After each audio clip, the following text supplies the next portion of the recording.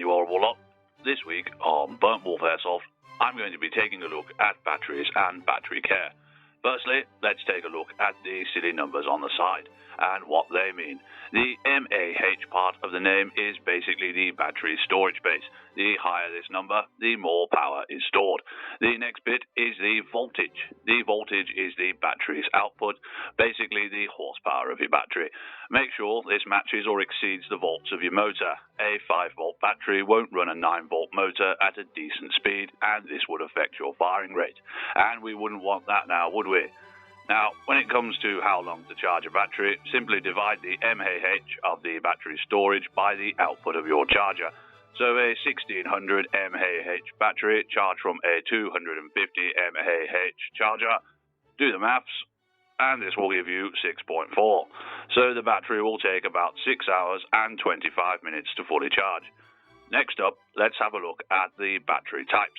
The two main types of battery used in airsoft guns are NIMA and Lipos. Both types have their pros and cons and need to be cared for differently. So we're going to split this bit of the video into two. So first things first, let's have a look at the most common type of battery used at airsoft, the NIMA, or nickel metal hydride, or something like that, I'm not sure.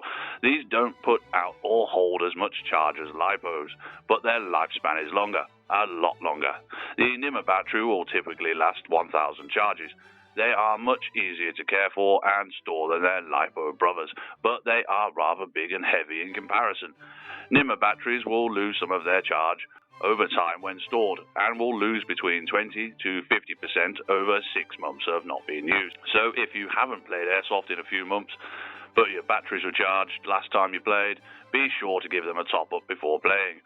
Older batteries of this type used to have problems with battery memory, where lack of use or complete discharge would lower the storage capacity, but the newer generations don't have this problem so much, so a quick top-up isn't going to do them much harm. When it comes to disposing of these types of batteries, take them down to the tip or to a battery recycling bank, those strange-looking buckets you find in some small shops and garages. Don't throw them away in the bin, they contain all kinds of chemicals. Now, let's have a look at the Lipo batteries next. These are the little fast sprinters of the battery world. They can hold and give out a lot more charger than their NIMA big brothers, and they are a lot smaller and lighter. All of this comes at a price, however. Lipos have a much shorter life expectancy, typically lasting 150 to 300 charges. They're also trickier to store and much more dangerous if something goes wrong. Lipos need a special type of charger with a few more settings to make sure they can be treated properly. Lipos also need to have their charge lowered before storing to about 3.4 volts, as sitting around fully charged for much more than a week will start to cause damage to them.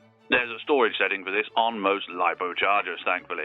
You don't need to do this after every use, but I recommend you do, just in case life catches up with you and you forget. When it comes to disposing of Lipo batteries, completely discharge it and chuck it in the bin. Apparently that's safe to do so. Well, you can do this by simply plugging it into something and running it until it no longer works. Don't do this in your airsoft gun. The internet recommends rigging up a small light bulb and doing it that way. However, if the battery is swelled, well, you have a bit of a problem, as Lipos have quite a risk of fire. Now, a lot of the hobby forums were filled with arguing over how to dispose of one of these. First things first, the one thing they all agreed on not to do was to puncture it. The effects will be rather fiery, whether it's puffed up or not.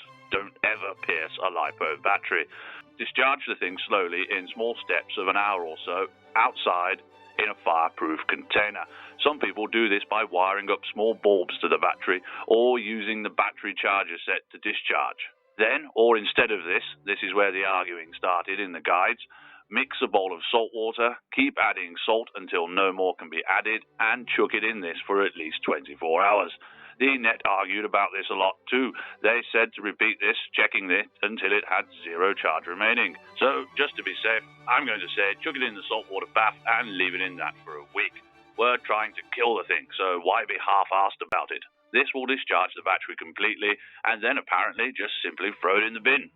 Yes, I wouldn't have thought you'd have done that either. Now that's all out of the way, a few tips I recommend for batteries in general. Never leave a battery charging unattended. or overcharge it for that matter. It's a fire risk. I know we all do it, but we shouldn't. I'm starting to charge my batteries now in ceramic bowls after reading all of these guides and horror stories researching this video. I also might dust off the tinfoil hat while I'm at it, just to be on the safe side. Don't store your airsoft guns with the battery in the gun. These things are sodding filled with acid. If it leaks, well, I don't even want to think about the damage it could do to a gun. Check the connecting wires of your batteries from time to time, as most battery problems are actually down to loose wires. And lastly, get a smart charger if you can. Just makes everything a lot easier. They're not hard to use, and a lot of the types will charge both NMMA and Lipo batteries. Just make sure all the buttons are in the right place and then plug your battery in. I'm not going into the nitty-gritties of this. These things come with manuals, and this video's already gone on for far too long. And that's hopefully a half-decent battery care and use guide for airsoft. As always, thanks for watching, and don't forget to like and subscribe for more airsoft tips, tricks, reviews, and how-tos. Anyway, back to whatever you were doing. That is...